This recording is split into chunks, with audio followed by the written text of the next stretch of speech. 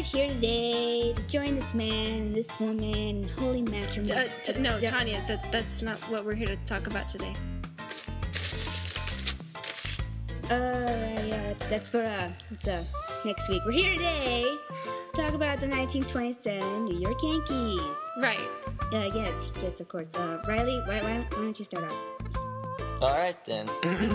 The 1927 New York Yankees had perhaps the most feared lineup in the history of baseball, nicknamed the Murderers Row because of their... Oh my gosh, who did they kill? No one. No one killed them. That's a nickname. Oh. Okay, then. You were saying, Riley?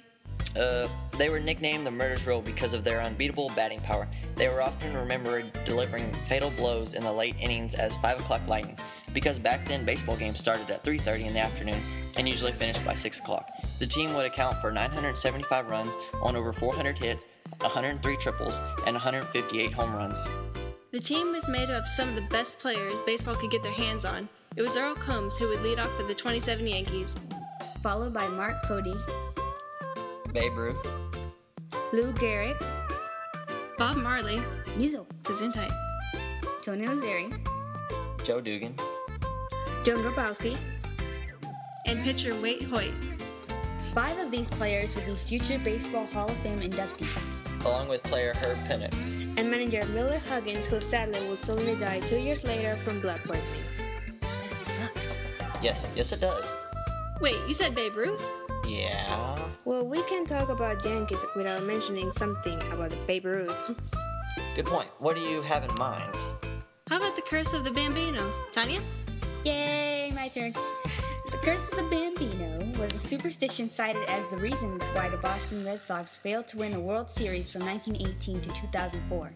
They had been the most successful franchise in professional baseball when they sold Babe Ruth to the Yankees in 1919, which is when they say the curse started. The Red Sox would go for decades without a title, and the Yankees would become one of the most successful franchises in North American professional sports. Wow, that's... We're running out of time. Melissa, you go.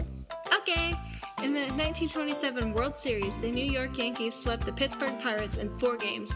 The first 2 games took place in Pittsburgh, Pennsylvania's Forbes Field, and the final 2 took place in Bronx, New York's Yankee Stadium.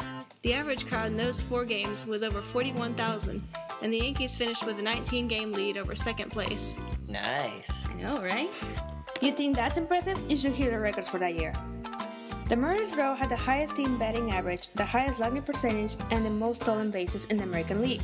They were the first team to be first place all year, having the most wins and highest winning margin. The first team in the American League to finish with a higher than a .700 winning percentage, and the first American League to sweep the World Series. It's a lot of records. Yep. Yeah. When professional baseball celebrates a 100th anniversary in 1969, an all-time All-Star team was named, And the 1927 Yankees team was singled out as the official all-time best. No matter how the current team is regarded, today or in the future, the 1927 Yankees, it seems, Will always be considered by many to be the greatest team in the history of baseball. the end. I think that about wraps up our show. I hope you all had a good time and learned something new. Join us next week when we discuss the tragedies of marriage, answering the question, why do people bother? Half of you won't last more than 2 years anyways. Say bye, everybody! Bye-bye! Bye!